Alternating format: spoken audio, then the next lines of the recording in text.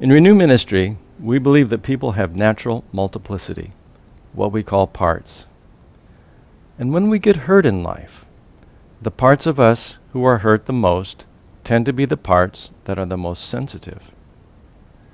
They also tend to be the most creative and playful and spontaneous and trusting and open. But when these parts have been hurt, they no longer seem to be so much fun. They're like a child who got hurt and is still stuck in that hurt place. And if you get close to these hurting parts, they pull you into the hurt. They overwhelm you with their feelings. Well, we don't like feeling those hurt feelings, so we try to exile these young hurting parts. And often, everyone around us encourages us to exile them as well. Don't be such a crybaby. Why can't you be happy like your sister? If your lip was any fatter, a crow could sit on it. So we lock these vulnerable parts away in exile. But it turns out that when we do that, we lock away some of the most precious parts of ourselves. We call these young, sensitive, naturally trusting parts of ourselves exiles because they've been largely exiled from the heart and mind, shoved aside because they're too needy, too emotional, or too vulnerable.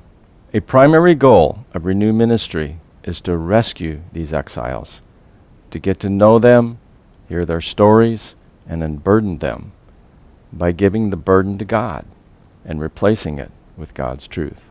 In the last few sections, we've talked a lot about protectors, parts of the heart that work heroically to protect the exiles from being hurt again, as well as protect the recipient from the pain that the exile is carrying.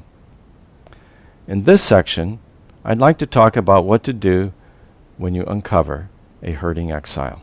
Now, there's a lot of diversity in how hurting exiles can be unburdened, but commonly, the following elements are involved. First of all, the exile must feel safe enough and accepted enough to come forward and to open up and share its burden and story. Sometimes this happens readily, and the story and its emotion just come pouring out. Other times, the relationship between the hurting exile and the self needs to be strengthened before the part feels safe and accepted enough to share how it was hurt. Commonly, hurting exiles know that their emotions are toxic, and they need to be reassured that we're here to rescue them and that it's now okay for them to tell their stories. Also, hurting exiles are often afraid of being criticized by critical protectors who might need to be reassured and asked to step back more than they already have. So it's critical to encourage the recipient to look closely at how he feels toward the exile. If he feels anything other than curiosity, compassion, courage, or any of the other 8 C's, ask the critical or the frightened or confused part to step back and just let the self of the recipient be with the hurting part. Some of the questions found in the connecting step of the 5 steps can be helpful in building trust between the hurting part and the self. Is it noticing you? Sometimes a part is so focused on other things that it doesn't notice the presence of the self, and this question can help it to do so. Can you extend the compassion you're feeling to it? You want the part to notice the compassion from the self. What does it notice when it looks at you? This question is a great question to help discern if the recipient is in self. If the hurting part sees anything other than the 8 C's, the person is blended with the protector and needs to get that part to step back. What else do you notice about this hurting part? It's important not to be in a hurry, but to be patiently curious. Exiles have usually been isolated for a long, long time, They aren't familiar with the curious compassion itself, and it often takes time for them to trust enough to open up. How old does it seem to be? The part will tend to be the age it was when it was hurt, and this question will sometimes elicit the part's story. And ask if there's anything else it wants you to know about itself. Again, just remain patient and curious. And finally, ask if it has a story it would like to tell. Asking for the story can help give the part permission to tell it. Once the exile is ready to tell its story, the next step is to witness the entire story. This involves recalling memories. Interestingly, it's not critical that the caregiver hear the hurting part's story, but it is critical that the recipient self hear the story, so that the recipient truly gets the hurting part, understands it. Be aware that witnessing often involves lots of emotion. It's important to have a box of tissues available at every renew session. If the emotion is really intense, it can be helpful to ask the recipient, "Are you okay feeling this?" And if the emotion is too overwhelming, especially if protecting parts start coming in, you can ask the hurting exile not to overwhelm, as we talked about in point 10 of the last section. You might say, "It's so great that you're here. You're really welcome here. I can see that you're really scared or ashamed or sad or whatever the emotion is. We're going to help you. It would be easier to help you if you'd separate a little bit from Sally right now so Sally can help you too." It's very common for witnessing to be interrupted by protectors who've gotten nervous or angry or ashamed.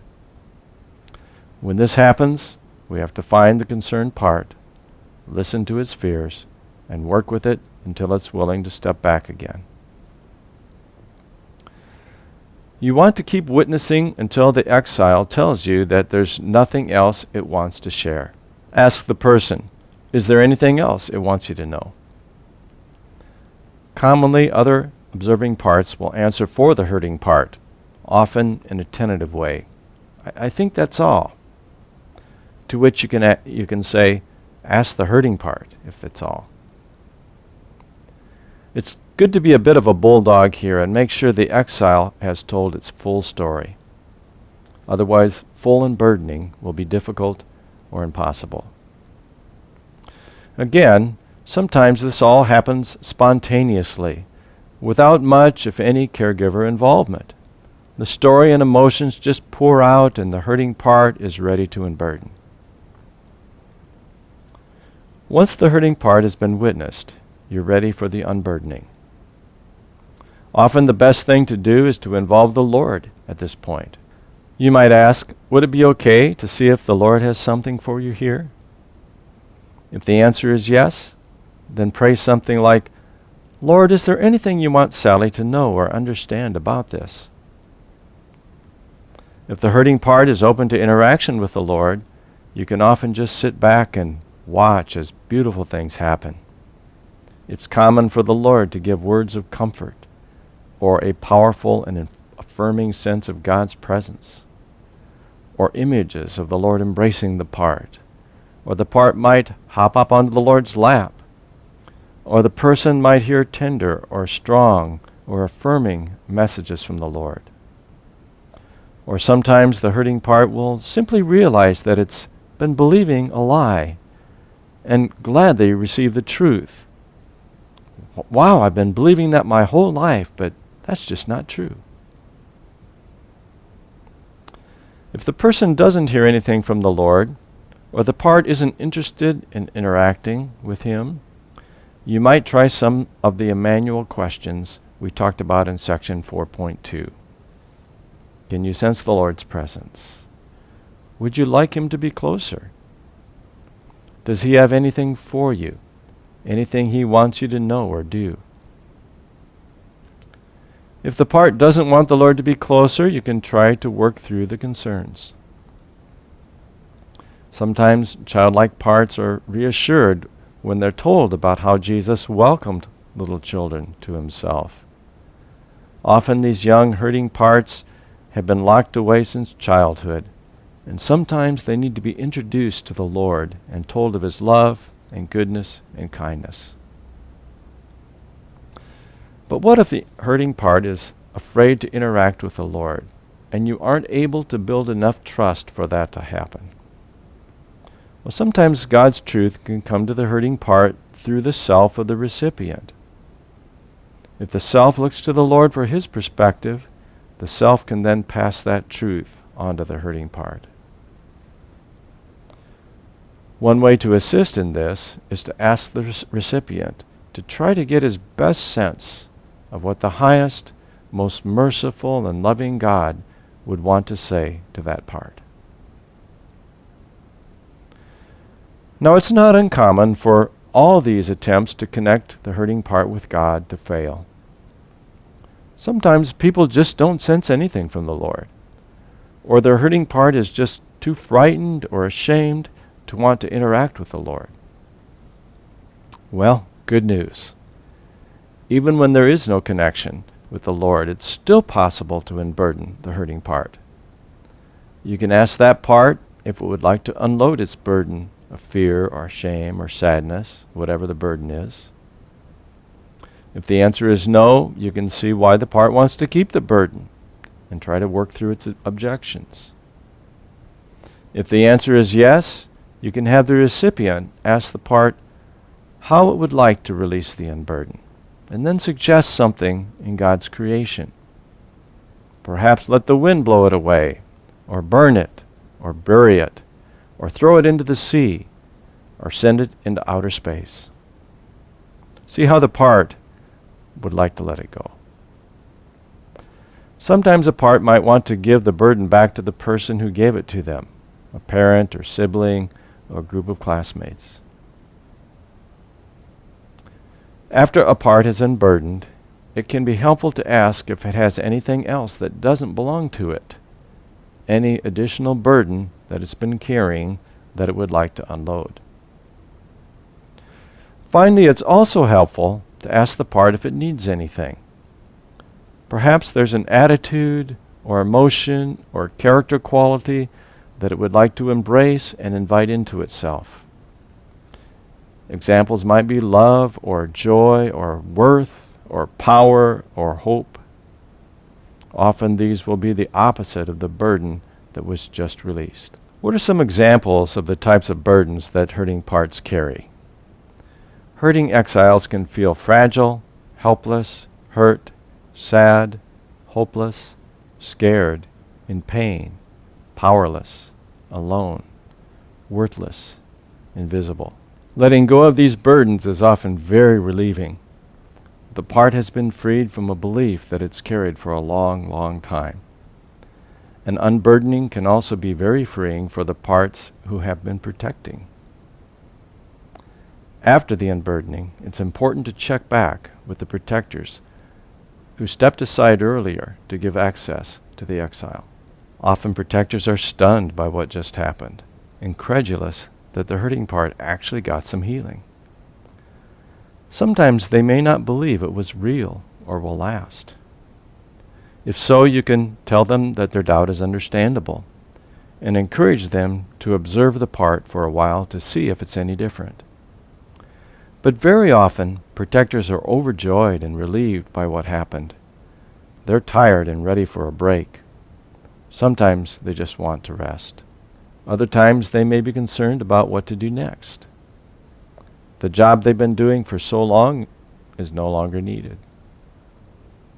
It can be helpful to affirm their concern and discuss with them what they might most enjoy doing next. One of the most powerful aspects of Renew Ministry is that the Lord and the person's self are the primary healing entities.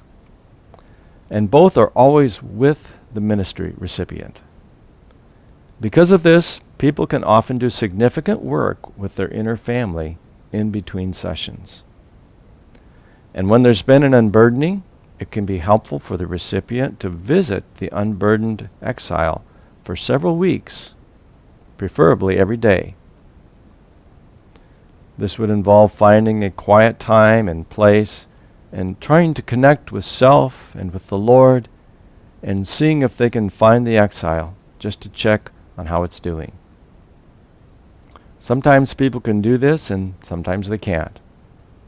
Often it depends on how much their parts have learned to trust the self so that the self can lead. The more the recipient starts to get the hang of separating from protectors, connecting with self and with the Lord, the more can happen between sessions, not only with exiles, but with protectors as well.